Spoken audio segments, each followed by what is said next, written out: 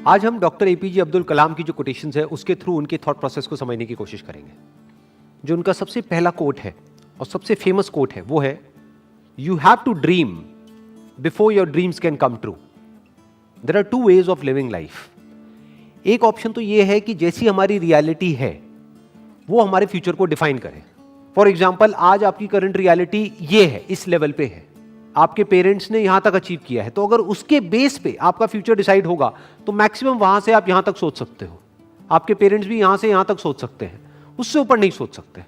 But अगर हम चाहते हैं कि हमारा जो फ्यूचर है वो प्रेजेंट से और पास्ट से बिल्कुल अलग हो, तो उसके लिए ड्रीम्स की जरूरत है, उसके लिए इमेजिनेशन की जरूरत है कि वो इमेजिनेशन आपको भगाए, ना कि आपकी जरूरतें या आपकी मजबूरियां आपको भगाएं।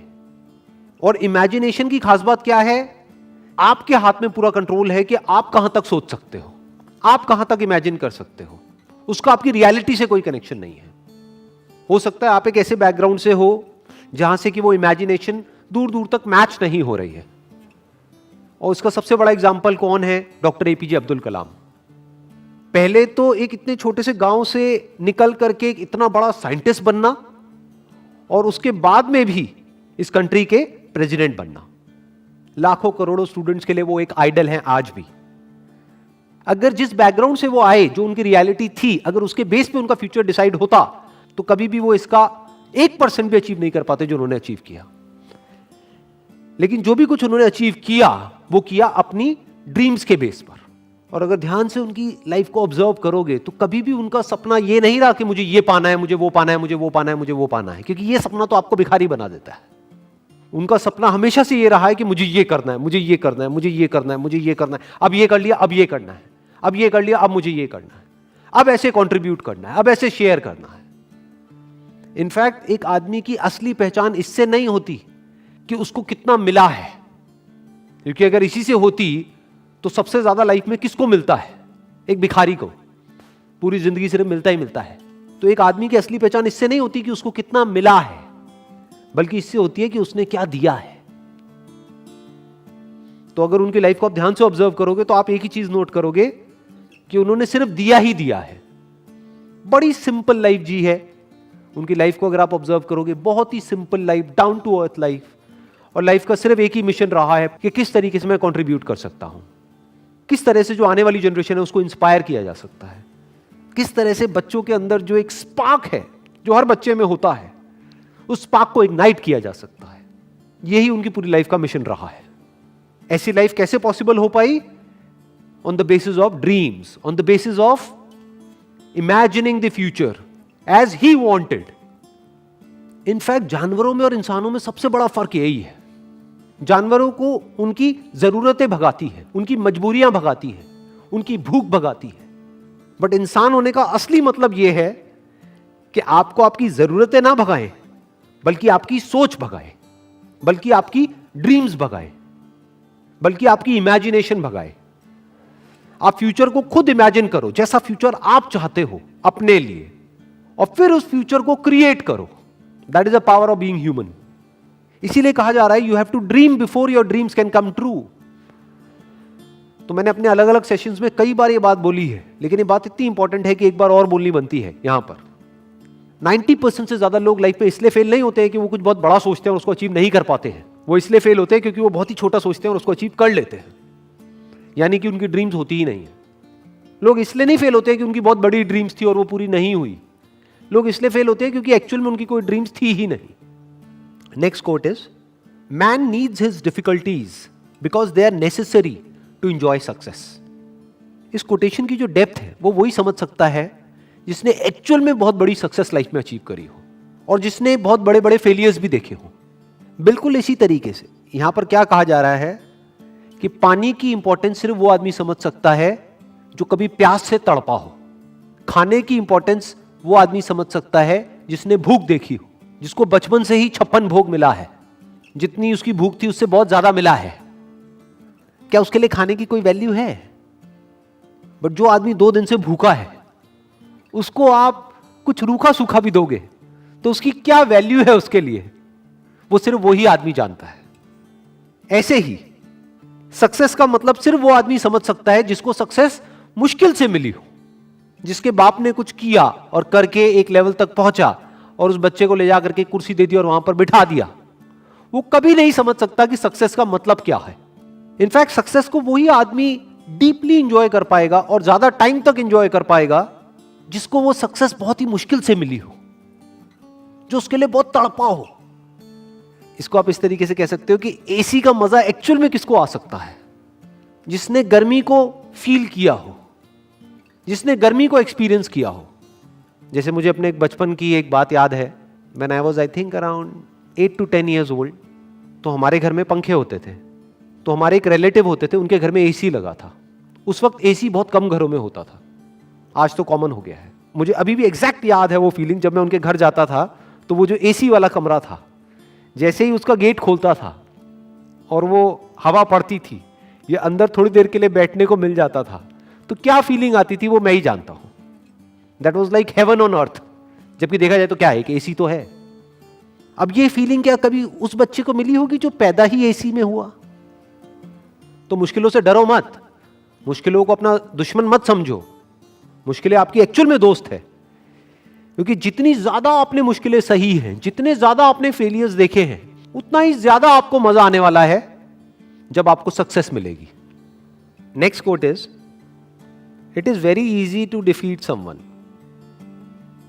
But it is very hard to win someone. किसी को भी हराना बहुत आसान है।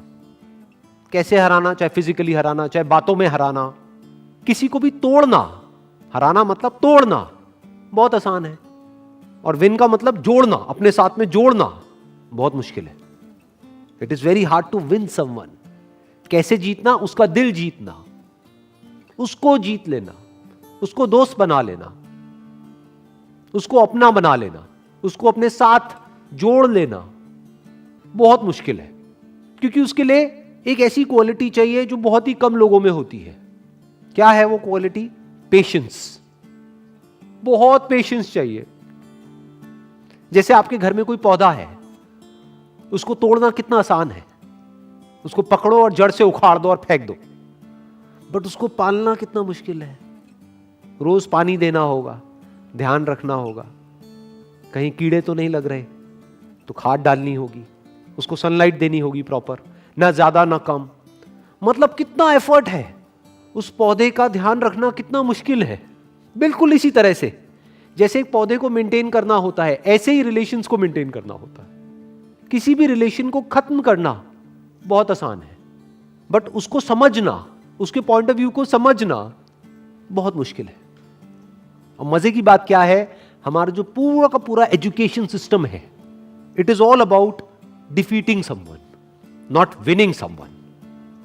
उसकी तो कोई बात ही नहीं होती।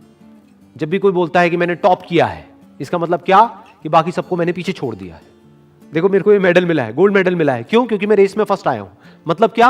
मैंने बाकी सबको हरा दिया है। I have defeated everyone else. तो हमारी जो ट्रेनिंग हो रही है बचपन से ही, कंडीशनिंग हो रही है, जिस तरह का एटमोस्फेयर है चारों तरफ, जिस तरह का हमारा एजुकेशन सिस्टम है, जिस तरह की घर पे बातें होती हैं, जिस तरह के कंपैरिजंस होते हैं, यहां तक कि भाई बहन को भी नहीं बख्शा जाता है, आपस में लड़वा देते हैं कि देख तेरी बहन कितनी अच्छी है पढ़ाई में, तू कितना गया गुजरा है, तू कितना निकम्मा है। तो ये क्या किया जा रहा है? कंपटीशन करवाया जा रहा है और एक दूसरे को पीछे छोड़ने की कोशिश करी जा रही है। चारों तरफ किसी दूसरे को हराने के बारे में सोचा जा रहा होता है। तो ये तो हमारी रग रग में दौड़ रहा है। किसी को तोड़ने के लिए जो चाहिए वो तो हमारी रग रग में दौड़ रहा है।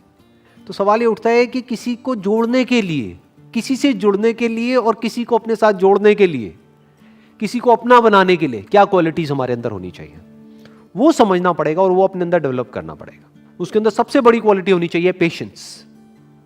दूसरी होनी चाहिए केयरिंग एटीट्यूड, कि ये नहीं कि आप पूरी तरह से सेल्फिश हो जाओ, अपने बारे में सोच रहे हो। सामने वाले की केयर करनी होगी, सामने वाले की जो फीलिंग्स है उसकी केयर करनी होगी।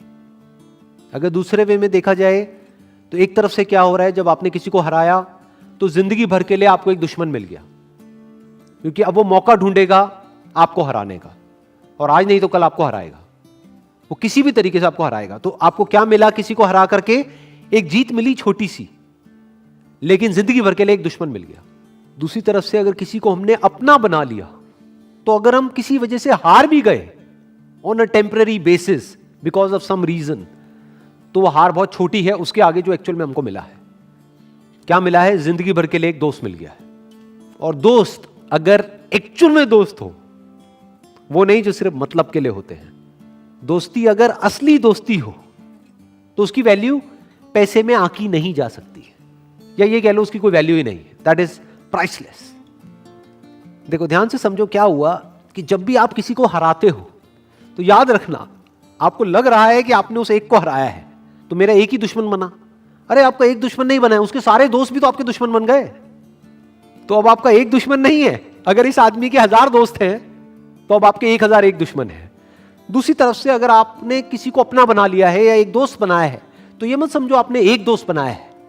अगर इस आदमी के 1000 दोस्त हैं तो अब आपका एक दोस्त नहीं है, अब आपके 1001 दोस्त हैं। इसको दूसरे वे में भी बोला जा सकता है कि जिसकी आदत बन जाती है दूसरों को जीतने की, तो पूरी दुनिया उसकी दोस्त बन जाती है। और दूसरी तरफ से जिसकी आदत है सिर्फ दूसरों को नीचे गिरा करके खुद ऊपर उठने की, या दूसरों को हरा करके खुद जीतने की, उसकी पूरी की पूरी दुनिया ही दुश्मन है। आज नहीं तो कल उसको ये समझ आ जाएगा, पूरी दुनिया उसके अगेंस्ट हो जाएगी। और इस तरफ से अगर किसी के अंदर ये क्वालिटी है तो पूरी दुनिया उसके साथ में आकर के खड़ी हो जाएगी। और इसमें सबसे बड़ा एग्जाम्पल है वो जहां से कि ये कोटेशन आ रही है, यानी कि डॉक्टर एपीजे अब्दुल कलाम। चाहे कोई भी आदमी हो, किसी भी रिलीजन का हो, किसी भी कंट्री का हो, सब उनकी रिस्पेक्ट करते हैं। ऐसा कैसे हो पा रहा है?